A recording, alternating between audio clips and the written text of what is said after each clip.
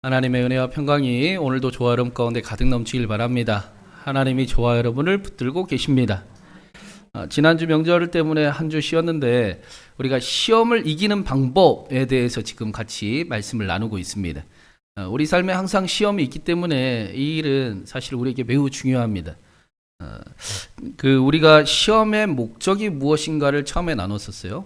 시험의 목적은 우리를 넘어뜨리는 게 아니고 우리가 하나님 없이도 살아갈 수 있다라고 생각하게 만드는 것이 시험의 목적입니다. 삼손이 머리털을 잘리고도 자신에게 여전히 힘이 있는 줄 알고 살아가려고 했습니다. 하나님이 없는 것도 모른 채 살아가게 만들었습니다. 진짜 시험은 내가 강해서 할 수 있다고 믿게 만드는 것입니다. 그래서 하나님이 없어도 괜찮다라고 착각을 하게 만드는 것입니다. 그래서 두 번째로, 그러면 시험은 어떻게 오는 것인가? 시험은 하나님 없어도 괜찮아 라고 옵니다. 헐, 그렇게 모든 삶 속에 하나님이 함께 계셔야 됩니까? 힘들 때 어려울 때만 하나님 찾으면 되지. 나는 그만큼만 하나님과 함께 하겠습니다. 평상시에는 그냥 알아서 사는 겁니다 라고 생각하게 하는 것이 바로 시험입니다. 하나님이 없어도 괜찮아. 오늘 말씀에 바로 이 모습이 나옵니다. 시험을 이기지 못하면 어떻게 되는가를 대표하는 인물로 데마라는 인물을 보여줍니다. 우리 10절 말씀 한 번 더 같이 읽어보겠습니다. 데마는 이 세상을 사랑하여 나를 버리고 데살로니아로 갔고, 그레스게는 갈라디아로, 디도는 달마디아로 갔고. 오늘 말씀에 나오는 데마는 사도 바울의 그 초대교회 동역자였습니다. 데마의 이름이 골로새서에서 나오고 빌레몬서에서도 나와요. 골로새서와 빌레몬서는 둘 다 바울이 로마 감옥에 있을 때 쓴 옥중 서신입니다. 그러니까 이 데마는 사도 바울과 함께 바울이 감옥에 갇혀 있을 때도 함께 하나님의 일을 동역했었던 그런 인물이었다라는 거예요. 그러니까 보통의 신앙인이 아니었습니다. 초대교회 성도들 중에서도 굉장히 열정이 있었고 뛰어난 그 앞서 나가는 모습을 가진 그런 인물이 바로 데마였습니다. 그런데 오늘 말씀은 바울이 두 번째 감옥에 갇혔을 때입니다. 그러니까 첫 번째 감옥에, 우리 사도행전에서 본 말씀이 첫 번째 감옥에 갇힌 장면이거든요. 그리고 2년 후에 이제 미결수로 이제 풀려나게 됩니다. 그래서 자신의 꿈대로 스페인을 가요. 땅끝이라고 생각했으니까. 그리고 사역을 하다가 다시 네로 황제의 박해가 심할 때 지금 로마 황제의 그 감옥에 갇히게 됩니다. 그리고 이제 순교하기 직전이지요. 그러니까 디모데후서 말씀이 마지막 사도 바울의 말씀이에요. 이제 사도 바울이 내가 이제 끝났다. 내 삶은 이제 끝이다. 내가 믿음을 지켰다. 그런 고백이 그래서 나오는 겁니다. 그때 데마가 이 세상을 사랑하여 바울을 버리고 데살로니아로 갔습니다. 예수님께서 나더러 주여 주여 하는 자마다 다 천국에 갈 것이 아니고 아버지의 뜻대로 행하는 자라야 갈 것이니라. 너희가 나를 안다라고 마느라 나는 도무지 너희를 알지 못한다 라고 말씀하셨었는데 지금 그 일이 데마에게 그대로 나타나고 있는 겁니다. 데마는 사람의 눈에 보기에는 굉장히 열정적이었습니다. 신앙이 좋아 보였습니다. 모두가 데마는 하나님을 사랑하는 줄로 알고 있었습니다. 그런데 결론은 아니었어요. 데마는 세상을 사랑하는 사람이었습니다. 우리도 이런 일들을 실제로 마주하잖아요. 많은 신앙의 선배들과 목회자들이 마지막 끝이 좀 다릅니다. 그렇게 하나님을 사랑하는 줄 알았는데 마지막에는 자기 욕심을 따라가는 모습을 보고 실망을 하기도 하고 또 시험에 들기도 합니다. 생각지 못하는 욕심을 위해 살아가는 모습도 봅니다. 오늘 말씀이 이 바울의 마지막 말씀입니다. 바로 앞에 어떤 말씀이 있냐면 우리 한번 같이 읽어보겠습니다. 전제와 같이 내가 벌써 부어지고 나의 떠날 시각이 가까웠도다. 나는 선한 싸움을 싸우고 나의 달려갈 길을 마치고 믿음을 지켰으니. 바울은 자신의 삶이 이제 얼마 안 남았음을 잘 알고 있었어요. 내가 이제 내 삶이 전제와 같이 부어지고 나는 마지막 순간까지 믿음을 지켰다. 그래서 빨리 마가를 오라 해서 겨울이 가기 전에 어서 와서 내가 마지막으로 한번 보면 좋겠다. 그런 고백이 디모데후서에 나옵니다. 그러면 보통 사람이 마지막 순간인 걸 알면 나쁜 말은 잘 안 하지 않습니까? 웬만하면 그냥 넘어가고 좋은 말하고 끝날 텐데, 그럼에도 불구하고 데마가 이 세상을 사랑하여 나를 버리고 떠나버렸다 라고 말합니다. 그것은 바울이 얼마나 큰 아픔과 상실감과 또 수없는 이해를 해보려고 했음에도 실망이 컸음을 우리에게 보여줍니다.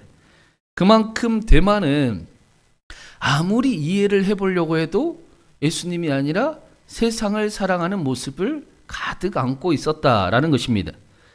우리가 데마를 보면서 주의해야 할 점은 우리가 시험이 왔을 때 그것을 이기지 못하면 신앙이 사라지는 것이 아니라 사랑의 방향이 바뀐다라는 것입니다. 데마가 예수님을 안 믿은 건 아니었죠. 데마는 자기가 예수님 믿는다고 생각했을 겁니다. 예수님을 사랑한다라고도 생각을 했을 거예요. 근데 예수님보다 세상을 더 사랑했을 뿐입니다. 사랑의 방향이 조금 바뀌었을 뿐이에요. 그래서 바울은 더욱 자신의 마지막 신앙을 고백하며 나는 선한 싸움을 다 싸우고 달려갈 길을 다 갖추고 나는 믿음을 지켰다. 내 마지막의 모습에 예수님이 계신다. 내 삶의 끝에 예수님이 계시네 라고 고백하는 것입니다. 예수님이 계셔야 한다라는 것입니다. 반대로 시험을 이기지 못하면 끝까지 못 가는 겁니다. 열심히 신앙생활을 했는데 마지막에 예수님이 안 계십니다. 데마의 모습이 그렇습니다. 여기 시험을 이기는 해답이 여기 있지요. 시험을 이기는 방법은 우리의 목적지를 분명하게 하는 것입니다. 더 강해지는 것도 아니고 더 힘을 내는 것도 아니고 더 열심히 하는 것도 아니고 우리가 무엇을 사랑하느냐의 문제입니다. 나는 내 목적지는 분명하다라고 우리의 신앙을 확실하게 못 박는 것입니다.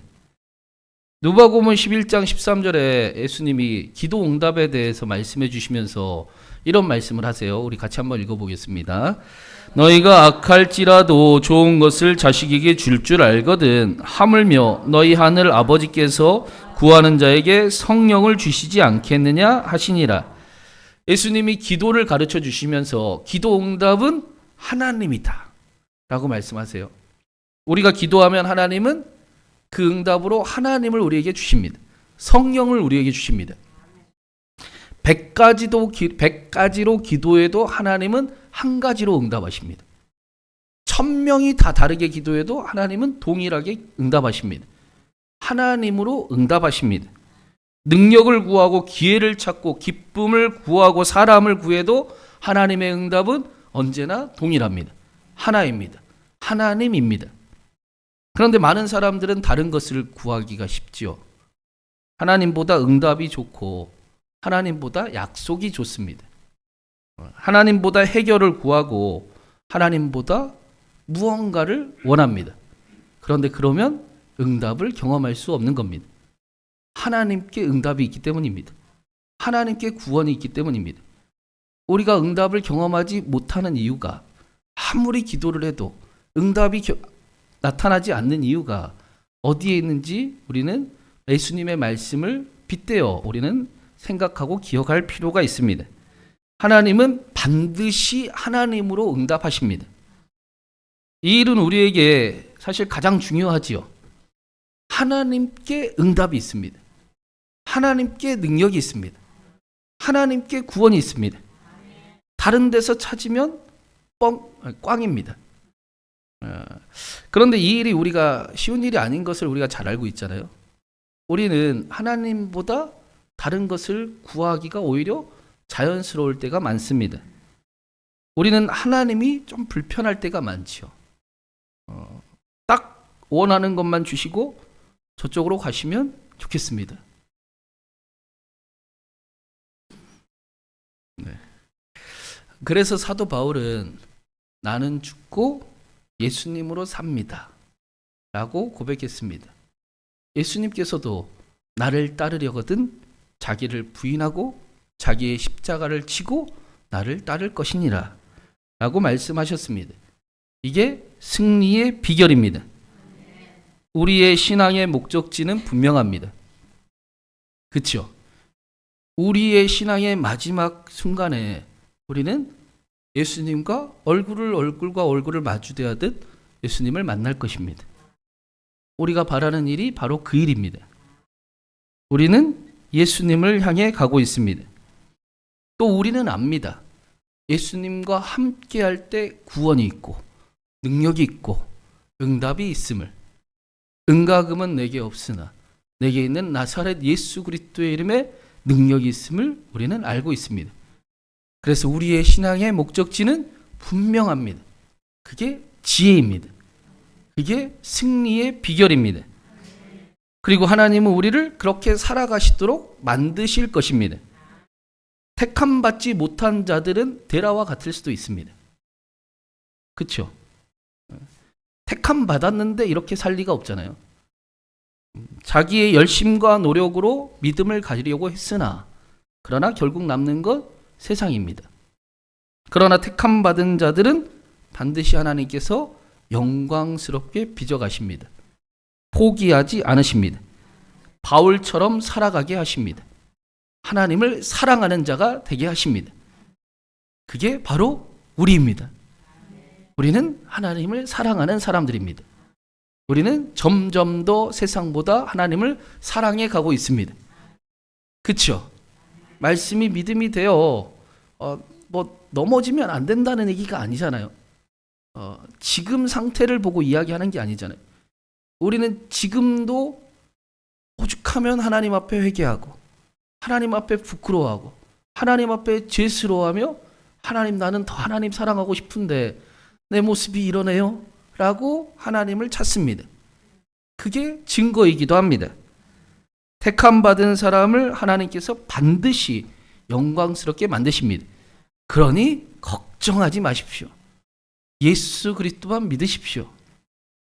우리가 날마다 아멘에서 야곱이 에서와의 문제가 해결이 되자 도중에 멈춘 것을 우리가 보았습니다. 야곱의 인생에서 가장 큰 일이 에서와의 그 화해였지요. 야곱이 도망하던 그날에 베델에서 하나님이 찾아오셨어요. 내가 너와 함께 하겠다. 내가 너를 반드시 돌아오게 할 것이다. 그 말인즉슨 다 해결해 주겠다. 에서의 문제 걱정하지 말아라. 그 얘기였습니다. 근데 하나님이 정말로 야곱과의 약속을 지켜주시고 인도하셔서 약속을 지키실 뿐 아니라 약속을 부유한 자가 되게 하셨습니다. 그러자 야곱이 시험이 찾아왔습니다. 여기가 좋사오니 이 정도면 됐습니다. 나는 더 이상은 신앙생활하고 싶지 않습니다. 하나님을 향해 가던 야곱이 그 자리에 멈춰 섰습니다. 그리고 문제가 생겼습니다. 야곱도 우리처럼 도중에 멈추기도 하고 연약함을 갖기도 했던 사람이었습니다. 그러나 중요한 것은 하나님이 그런 야곱을 결코 내버려 두지 않으셨다라는 것입니다. 하나님이 응답보다 하나님이 중요하고 약속보다 하나님이 중요한 것을 야곱에게 알게 하셨습니다. 야곱이 베델에서 베델이라고 하지 않고 엘 베델이라고 고백하게 하셨습니다. 하나님, 나는 베델이 중요한 게 아니고 베델에 계신 하나님이 더 좋습니다. 나는 하나님이 중요합니다. 라고 말하는 사람이 되게 하셨습니다. 속이는 자 야곱이 하나님과 함께 이제는 승리하는 자 이스라엘로 살아가게 하셨습니다. 하나님은 이 일을 우리에게도 똑같이 이루십니다. 바울이 승리한 삶을 살아간 것은 능력이 있어서가 아닙니다. 강해서도 아닙니다. 고난이 없어서도 아닙니다. 바울이 예수님을 더 사랑했기 때문입니다. 고난보다 예수님이 더 컸고 박해보다 예수님이 더 컸고 죽음보다 예수님이 더 컸기 때문입니다. 나의 자존심보다 복음이 더 중요하고 나의 억울함보다 복음이 더 중요하고 나의 자아보다 복음이 더 중요했기 때문입니다. 그래서 마지막에도 믿음을 지켰다라고 고백을 합니다. 응답보다 하나님이 더 중요하고 약속보다 하나님이 더 중요한 사람이 되게 하셨습니다. 그 삶에 놀라운 능력이 나타났다. 놀라운 역사가 함께하더라 라고 말씀하는 것입니다. 그래서 우리가 해야 될 것은 무엇입니까? 우리는 죽었다 깨어나도 예수님과 함께하는 삶을 살아가는 것입니다. 넘어져도 나는 붙들려 있을 겁니다. 나는 쓰러져도 예수님께 붙들려 있을 겁니다. 내가 저 멀리 가는 것 같아도 아니요. 나는 예수님과 함께할 것입니다. 내 눈은 언제나 예수님과 함께하고 있습니다. 라고 고백하며 살아가는 것입니다. 마지막으로 그 주기도문을 아람어 감각으로 번역한 글이 있어서 한번 같이 나누려고 합니다. 우리 한번 같이 읽어보겠습니다. 읽기 전에 아람어로 번역한 게 왜 중요하냐? 예수님 시대의 공용어가 아람어였어요. 그러니까 아람어의 느낌으로 주기도문을 성경을 읽어보는 것은 굉장히 중요한 일입니다. 우리에게 큰 도움이 되는 일입니다. 그러니까 그 예수님이 말씀하신 뜻을 조금 더 깊이 우리가 알 수 있게 되는 거죠. 우리 한번 주기도문을 한번 같이 읽어보겠습니다. 우리의 생명의 근원이신 아버지, 보이지 않는 하늘의 깊이 속에 계신 분이여, 당신의 존재가 우리의 삶 속에서 거룩하게 드러나게 하소서. 당신의 다스림이 지금 이곳에 시작되게 하시고 하늘의 생명의 질서가 그러하듯 이 땅의 삶 속에서도 현실이 되게 하소서. 뒷장이 없어요? 오늘 우리가 살아가기에 충분한 양식을 주시고 우리를 짓누르는 모든 관계의 빛을 풀어주소서. 우리가 서로를 놓아주며 살아가듯 우리 또한 자유롭게 하소서. 삶을 무너뜨리는 시험 속으로 깊이 빠져들지 않게 붙드시고 사람을 무너뜨리는 모든 악의 힘에서 우리를 건져내소서. 아멘. 여기 붙드시고가 중요합니다. 예수님은 하나님이 저와 여러분을 붙드신다라고 말씀하십니다.